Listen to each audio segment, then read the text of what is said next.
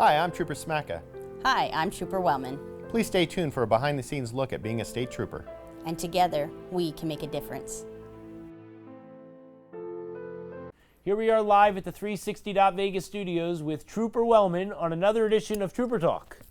So, Trooper Wellman, got the new set here with the new blue, right? Very nice. So, thanks again for coming. Thanks for having me. We're starting off now, at the time of the year where there's a lot of different things that are happening.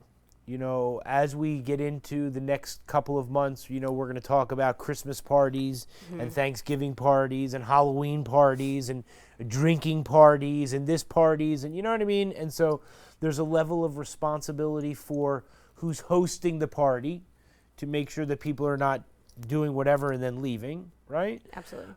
But some people still, do things on their own and then they go out and, they go to a place or wherever and don't drive. Don't drive. Yeah, so with the holidays coming up, we want everybody to have a good time, make new memories with loved ones, share, laughter and joy with family and friends, but you have to do it responsibly, right? Because our ultimate goal at the Nevada State Police is that we want and wish that everybody gets to and from their destination safely. We always partner up with Office of Traffic Safety, Zero Fatalities, and throughout our holiday season, I will be posting different codes with Lyft. They always partner up with Lyft, the rideshare service, and they always offer discounts because we want people to use these rideshare options that are out there so that they get home safely and they don't choose to drive impaired. We just had a fatality last week where an 18-year-old girl, UNLV student, lost her life to an possibly impaired driver. Driver went wrong way, and they went head on. And two girls, the possibly impaired driver is 24 years old. So they're both young ladies, and they had a whole life ahead of them. One will never be able to see her family again, and the other one was crying for her mother in the hospital, because of a choice she made that night, the wrong choice. And it had fatal consequences, and it's just tragic all around. And we don't want to see that continuously happening, especially during our holiday season. So please always just plan ahead, use these rideshare options that are out there. And if you can't drive and maybe you don't have money for a rideshare, just stay at the place where you're at. Like you said, if people are going to be hosting these parties, they need to understand that they're responsible for these people as well. Like, let them just stay at your house. Don't let them drive. Take their keys. We've had discussions where when you have people come to your house, you'll actually take their keys, because you don't even want to stress about it. And that's awesome. Like, everybody should know what they sign up for before they come over to your house. People know at my house that if they're coming over, they're definitely not leaving if they're driving impaired, or I'm getting them a ride share, or they're staying the night. That's just the options. Yeah. So. And you've seen death. And so the reason that I bring that up is that when you've seen death, you never come back from that. Now, the family never comes back that their loved one is not going to be able to eat with them or have a text with them or a phone call ever again for the rest of their natural life. Yeah. And so you have one level of death over there. You have another level of death. I'm getting the chills because it's the truth, which is the part where you've seen death and that person who made a choice to then have death, they never come back either. Right. And so I always talk about the fact of that we never want to put you into that position where you have to see death because you never come back from that. Mm-hmm. And so by making that choice, if you do that, even if with no penalty of what happens and consequences, you never come back from that for the rest of your life. Right. And I think that's just where it goes. Like, everyone that was involved with that scene last weekend, and we had 3 fatalities. This was just one of them. Everybody's life is forever changed. Whether it be just seeing the images, seeing the tragedy, hearing the cries, the smells. I mean, just everything. Everybody has a different effect, or everybody has a different experience from it. And all of our lives are forever changed by that one fatality. And imagine just seeing one after another. And that's why I come here every week to speak with you, because I love that you're passionate about, saving lives and the ultimate goal of having 0 fatalities, just because, like you said, I see it, and I just wish that people would make the right choice and plan ahead and not get behind the wheel, because that is someone's loved one, and so it's very tragic. And it's and so the thing is that it puts you, and when I say you, it's all the troopers, it's all the officers. I mean, like, into a position where psychologically, Yeah. when you go home and you're with your loved ones, and it's very difficult. Yeah, like I didn't even go to the hospital for the possibly impaired driver that we arrested, but actually it was Sergeant Smacka, because that we're battle buddies, and him and I vent to each other when we have bad calls, and that's what you have to do in this job, is you have to vent to your partners so you don't carry that. And he was the one who called me at 8 in the morning and was just like, oh, this call, like, it was kind of haunting, because the girl at the hospital was crying for her mom, and he was like, I don't know why, but it just hit him, right? Just him telling me the story hit me on the phone, and I was like, oh my goodness. Like, sometimes you get these drivers that they don't care what they did. Maybe their mind's just not there. But like, this girl was crying for her mom, and then you have this other girl that can't even cry for her mom because of the actions of that girl, and it was just a very weird emotion to feel, and so that's where I had to listen to Sergeant Smacka and let him vent and talk to him, so that way he doesn't carry that, because it was sad, it's hard. And that's something that camaraderie is something that's very special. Yeah. And so if anyone ever wants to join, that it takes a very, very unique person to be able to have that camaraderie, and again, to be able to feel vulnerable, because in your industry, you can't feel vulnerable. Mm-hmm. And so, as we come to this time of the year, it's very important that, we stress, please don't drink and drive. Don't wrong way drive. I went to go pick up an employee of mine. I was driving down a regular road. I got off on 5th Street or whatever it was. And it was the first time in my life that I was faced with a wrong way driver.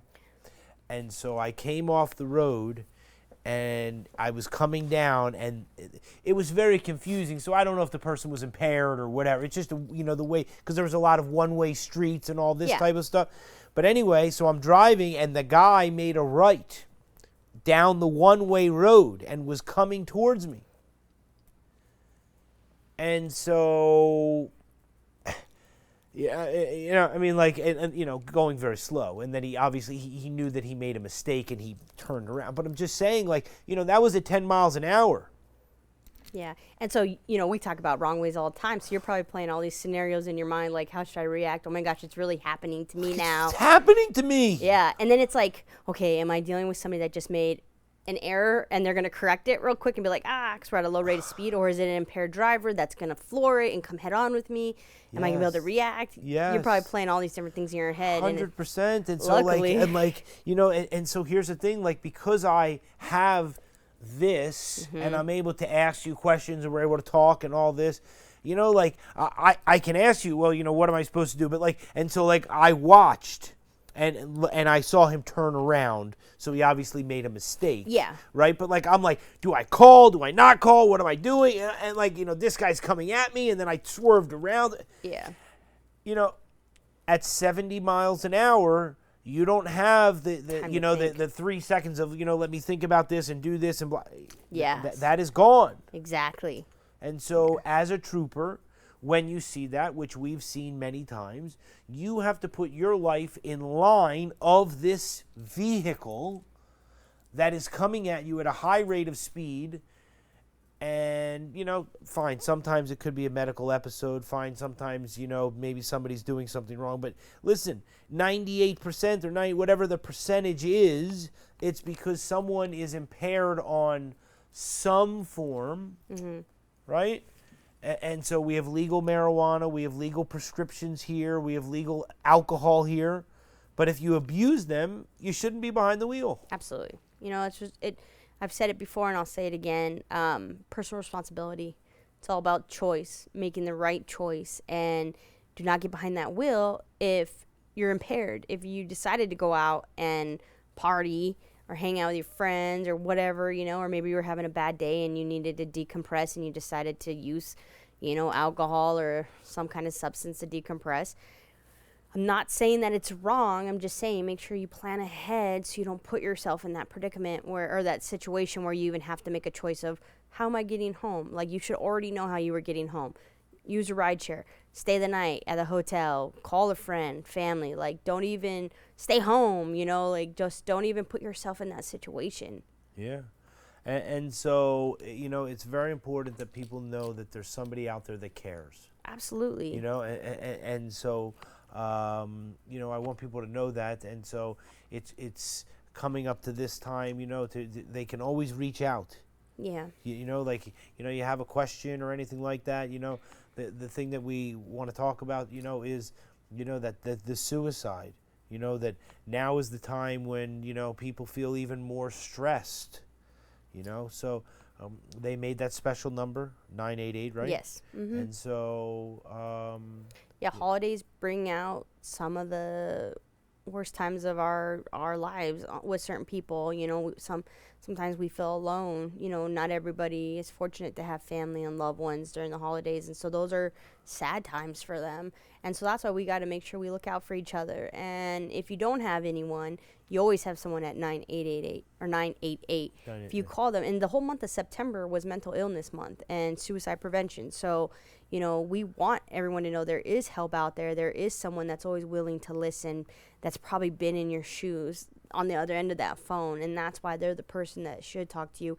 And if you can't remember that number, call 911, call Star NHP, call 311. There's so many options. Call us. We'll come talk to you.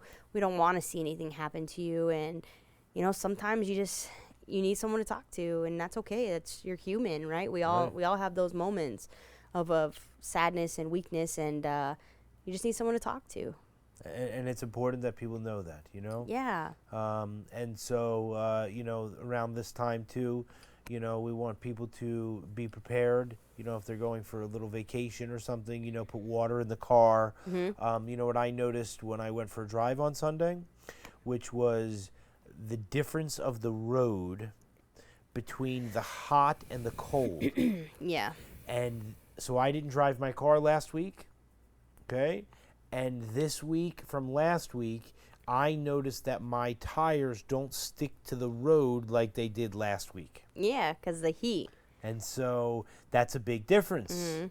Mm-hmm. These people, they drive very fast and they don't take into account, they drive like lunatics, but I'm just saying that, they have to, take into account road conditions have changed too, and we're not in the summer anymore. Yeah, absolutely. It's just like if you're driving in the rain, right? People think they can still travel at 65 miles an hour on the highway.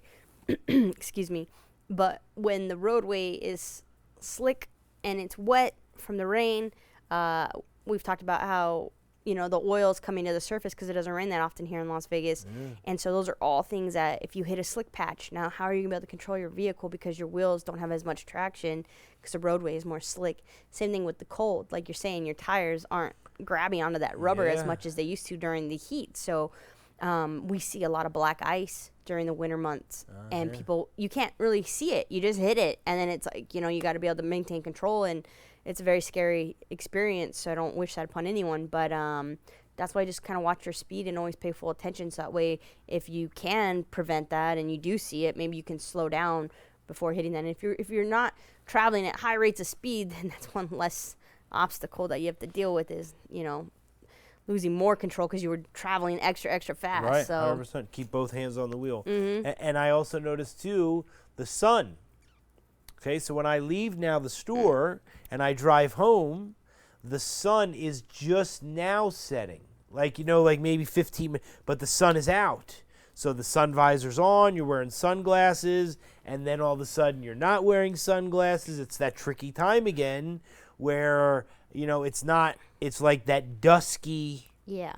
Right? It's interesting you say that because last week I went to this picture frame place to get a plaque made for one of our coworkers at the station, And I had to go at around, I think it was 6 o'clock at night. And I remember the guy saying, because they closed at 6, and I was like, I'm almost there. And he was like, no, it's okay. I stay here until 7 before I drive home. And I was like, oh, okay. Like, I didn't think much of it. And then I got there, and then we started talking, and he's like, oh, no, when I drive down this road, because it was like sunset, he's like, when I drive westbound, the sun is just blaring. And he's like, it's too dangerous for me to drive because I can't see. My eyes, it's too sensitive on his eye, or his eyes are too sensitive. And I was like, so you just stay here an extra hour? He's like, yeah, I just read like my book and relax and stuff until I can drive home safely because it's too much. And I'm like, huh. Like, that's him being responsible because he knows there's this obstacle that's going to challenge him to drive. And instead of trying to, like, fight through it and putting himself in danger or anyone else, he decides to just wait it out a minute. And so I guess I had never really thought about it. Like, I've driven before where the sun's in my eyes. And like you said, I put the sun visor and my sunglasses. Yeah. But, yeah, there is times where you're like, whoa. Or, like, what is that light? Is it red or is it green? I can't tell. Like, yeah, just be careful because the sun, is changing right now. And that's what, like, for me, I have the sunglasses on. And so when it goes to dark, when the sun sets, and you're wearing the sunglasses, now it's almost too dark to see the road. Right? So it's like, it's just a very weird time. You know what I mean? So anyway, so many things to talk about. So let's see what we got let's see what Johnny's got for today. Right, Johnny? All right. We're going to call these Johnny's picks. Right, all right, good. There it is. There it is. All right. So when we talk about Nevada, we have to talk about sports teams, right? And you know that they have a lot of different sports teams, some professional, some not, that they're trying to bring so many different teams and stuff like that to Las Vegas, to Nevada, to Las Vegas, and it's fantastic. Yeah. You know, everybody's getting excited and all that. But you had the unique opportunity. Now, before they won, you had the unique opportunity to do a lot of stuff with the Aces, you know, and with the appreciation night and things like this, that now you were able to drive in the parade. Yeah. Right? And so, like, people are hooting and hollering, woo, right? And so you're just, what does that feel like? Like, you're in the car, like, what does it feel like? It was so uplifting. Yeah. And, the one thing I like about our professional sports teams coming to Las Vegas is it really brings our community together. And it's such a, like a natural high of just like being there as one and cheering on this team and supporting them and being in that moment with them and making history, literally, right?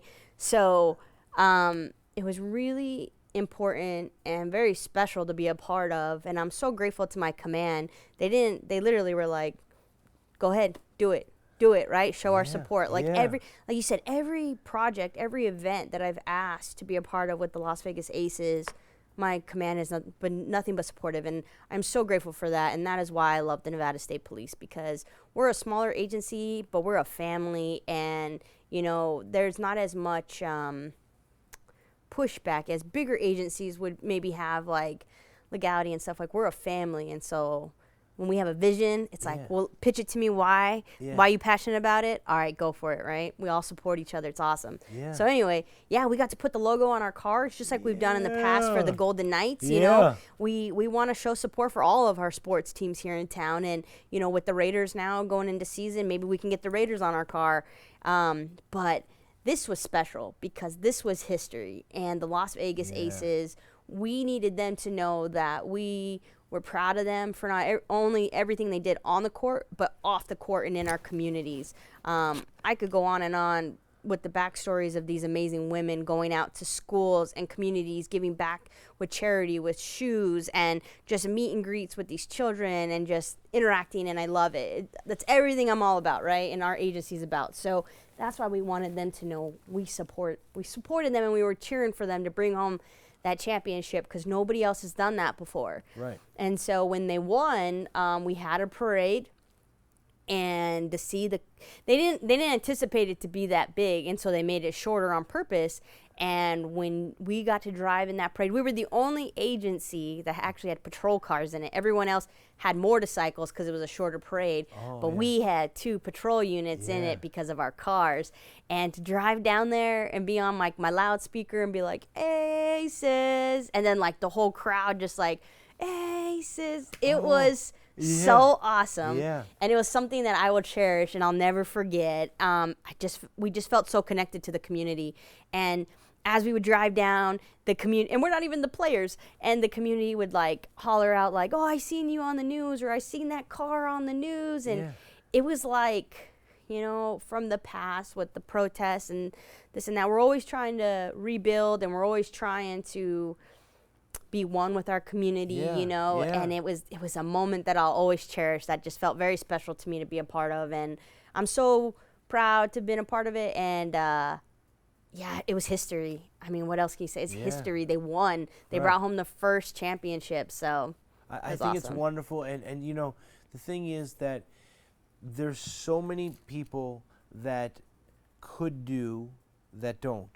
Mm-hmm. So to be able to take and to volunteer to go and help the community and to do those things, it's so special. And so it's really, as they say, like, what creates a champion. A champion is somebody that's on and off. yeah, And so I think that's wonderful, and so we've been a big fan of them. We've had them. We haven't had anybody from the Aces on the Trooper Talk, Yeah. but we've been following them many times on the Trooper Talk. We've talked about them, so yeah. I think it's fantastic, and so it's really great that they made history, and that that what they're going to do in the future is just really wonderful. Did you see that? Because in the past we started this tradition with the Vegas Golden Knights when they went to the playoffs the first time. We put their logos on the hood of our car. It's the first time anybody's done that. Actually, Sergeant Baracek was the one who started that.